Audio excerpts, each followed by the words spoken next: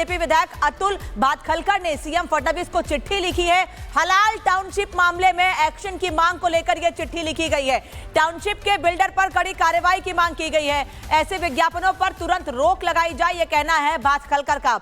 ऐसे ऐड संविधान के मूल सिद्धांतों का उल्लंघन है। अतुल भातखलकर ने इसी मांग के साथ मुख्यमंत्री को पत्र लिखा है। जमीन जिहाद इसे बताया है।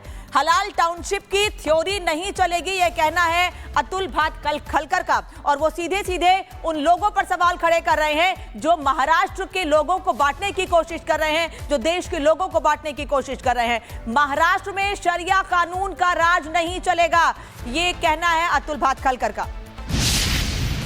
जो विवाद है, विवाद को लेकर लगातार मांग किया जा रहा है कि बिल्डर के खिलाफ कार्रवाई किया जाए।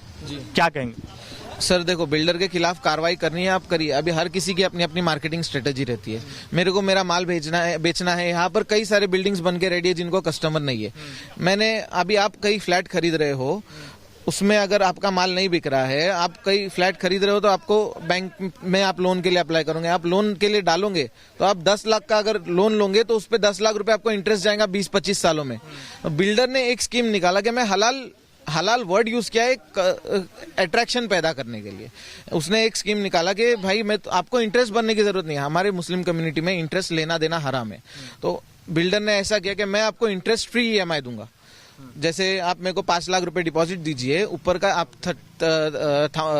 42 मंथ्स या 36 मंथ्स के इंस्टॉलमेंट्स बांध लीजिए जिसपे आपको इंटरेस्ट नहीं देना है। तो हलाल का स्पेसिफिक मतलब ही वो है कि आपको इंटरेस्ट फ्री EMI मिल रही है।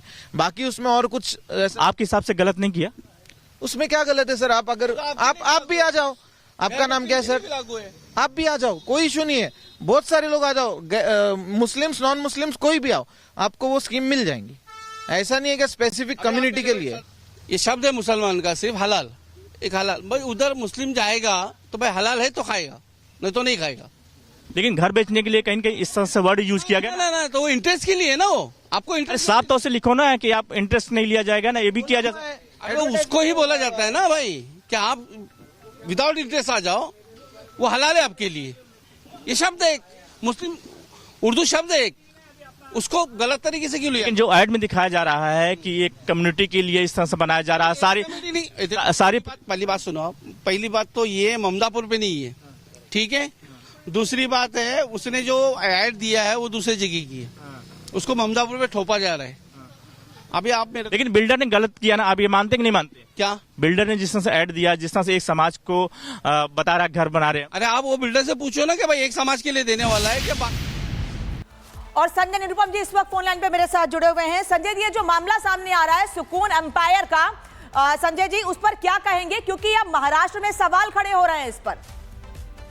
देखिए, पूरे मुंबई में इस प्रकार का एक बहुत भारी षड्यंत्र चल रहा है। हाउसिंग जिहाद हो रहा है। मुस्लिम बिल्डर अलग अलग इलाकों में मुस्लिम बस्तियां बसा रहे हैं, मुस्लिम लोगों को ज्यादा से ज्यादा बसा रहे हैं और हिंदू लोगों की कीमत पर हिंदू लोगों का घर खरीद करके उनको दूसरी जगह जाने के लिए मजबूर कर रहे हैं। और धीरे धीरे ये मुंबई की पूरी डेमोग्राफी को बदलने का एक बड़ा षड्यंत्र चल रहा है। मैंने कुछ महीने पहले चांदीवाला बिल्डर हमारे जोगेश्वरी साइड में कुछ लोगों ने शिकायत की थी, तो मैंने उसके सारे कागज पत्र निकाले और 2 टेस्ट केस करके मैंने स्टडी किया और मैंने पाया कि वो हिंदू लोगों की जगहों पर मुस्लिम लोगों को बसा रहा है और हिंदू लोगों के घर खरीदता जा रहा है। तो इसके ऊपर मैंने बहुत हंगामा किया, इसके ऊपर इंक्वायरी हो गई है, इंक्वायरी रिपोर्ट भी आगे भी जाके कार्रवाई होने वाली है। इस बीच वो कोर्ट में चला गया मेरे खिलाफ। लेकिन मामला सिर्फ चांदीवाला का नहीं है, ऐसे कोई 40-50 बिल्डर हैं जो मुस्लिम बिल्डर हैं, वो याद करके इस तरह की बिल्डिंगें बना रहे हैं जिसमें सिर्फ और सिर्फ मुस्लिम लोगों को बसा रहे हैं।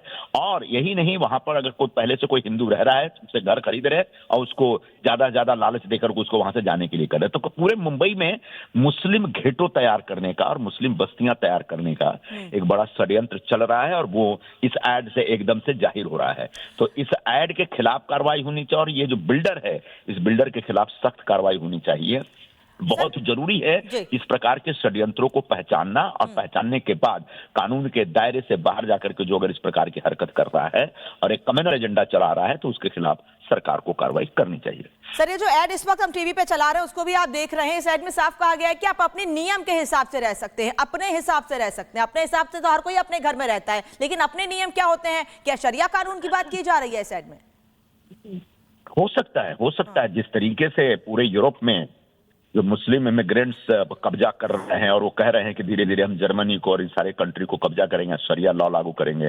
तो इस प्रकार की कल्पना हो सकती है कि भाई ये बिल्डिंग में सिर्फ हमारा लॉ चलेगा, यहाँ पर किसी की एंट्री नहीं होगी। ये तो चाहते ही यही है।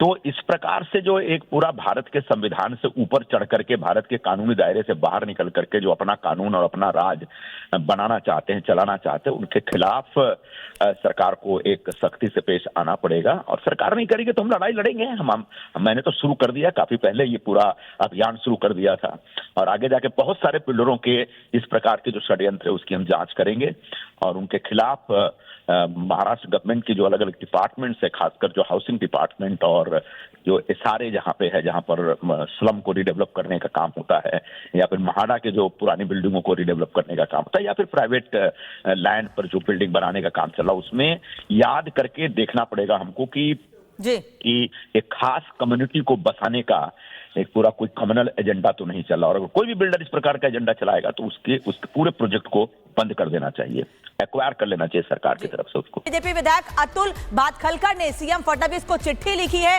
हलाल टाउनशिप मामले में एक्शन की मांग को लेकर यह चिट्ठी लिखी गई है।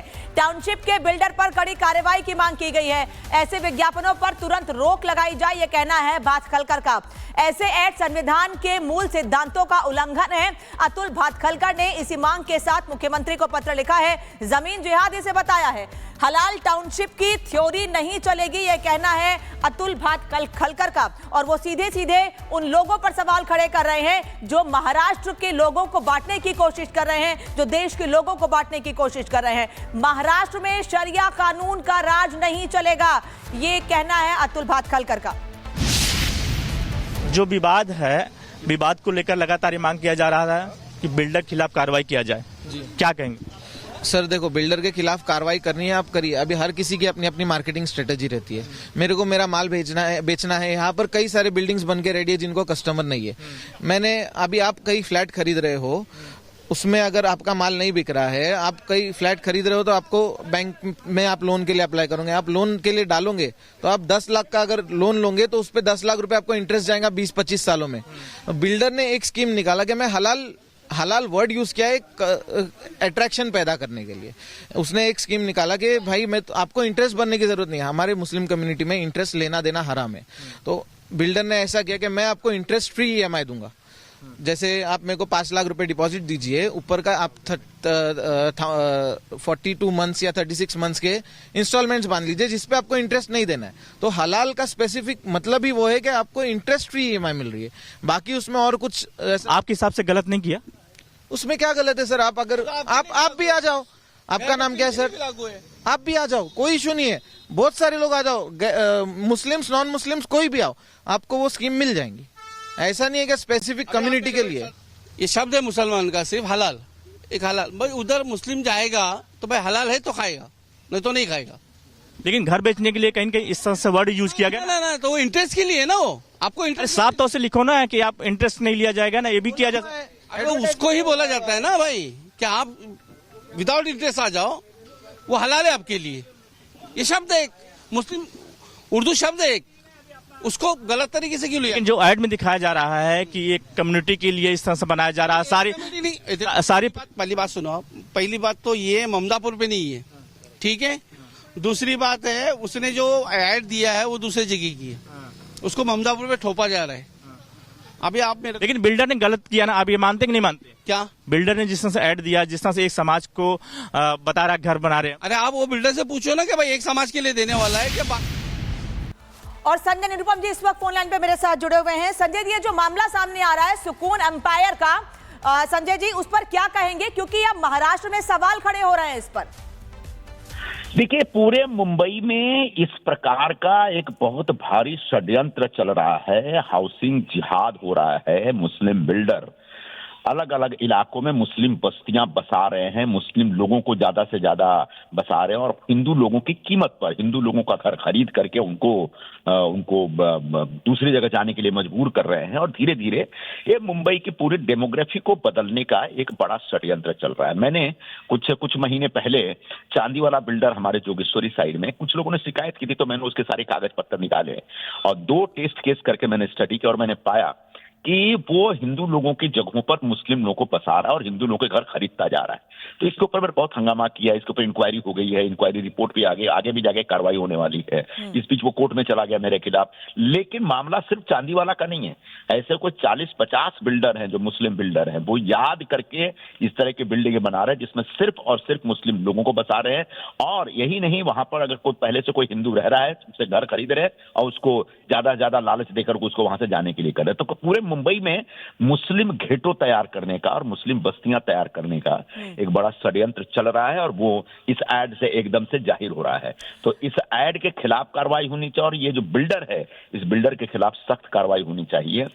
बहुत जरूरी है इस प्रकार के षड्यंत्रों को पहचानना और पहचानने के बाद कानून के दायरे से बाहर जाकर के जो अगर इस प्रकार की हरकत कर रहा है और एक कम्युनल एजेंडा चला रहा है तो उसके खिलाफ सरकार को कार्रवाई करनी चाहिए। सर, ये जो ऐड इस वक्त हम टीवी पे चला रहे हैं उसको भी आप देख रहे हैं, इस ऐड में साफ कहा गया है कि आप अपने नियम के हिसाब से रह सकते हैं, अपने हिसाब से रह सकते हैं। अपने हिसाब से तो हर कोई अपने घर में रहता है, लेकिन अपने नियम क्या होते हैं? क्या शरिया कानून की बात की जा रही है इस ऐड में?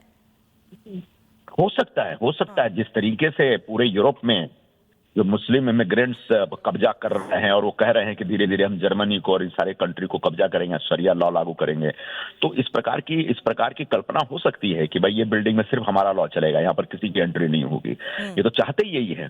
तो इस प्रकार से जो एक पूरा भारत के संविधान से ऊपर चढ़ करके भारत के कानूनी दायरे से बाहर निकल करके जो अपना कानून और अपना राज बनाना चाहते हैं, चलाना चाहते हैं, उनके खिलाफ सरकार को एक सख्ती से पेश आना पड़ेगा। और सरकार नहीं करेगी तो हम लड़ाई लड़ेंगे। मैंने तो शुरू कर दिया, काफी पहले ये पूरा अभियान शुरू कर दिया था और आगे जाके बहुत सारे बिल्डरों के इस प्रकार के जो षड्यंत्र है उसकी हम जांच करेंगे और उनके खिलाफ महाराष्ट्र गवर्नमेंट की जो अलग अलग डिपार्टमेंट्स है, खासकर जो हाउसिंग डिपार्टमेंट और जो एसआरए जहां पे है, जहां पर स्लम को रिडेवलप करने का काम होता है, या फिर महाड़ा के जो पुरानी बिल्डिंगों को रिडेवलप करने का काम होता है, या फिर प्राइवेट लैंड पर जो बिल्डिंग बनाने का काम चला, उसमें याद करके देखना पड़ेगा हमको कि एक खास कम्युनिटी को बसाने का एक पूरा कोई कम्युनल एजेंडा तो नहीं चला। और अगर कोई भी बिल्डर इस प्रकार का एजेंडा चलाएगा तो उसके पूरे प्रोजेक्ट को बंद कर देना चाहिए, एक्वायर कर लेना चाहिए सरकार की तरफ से उसको।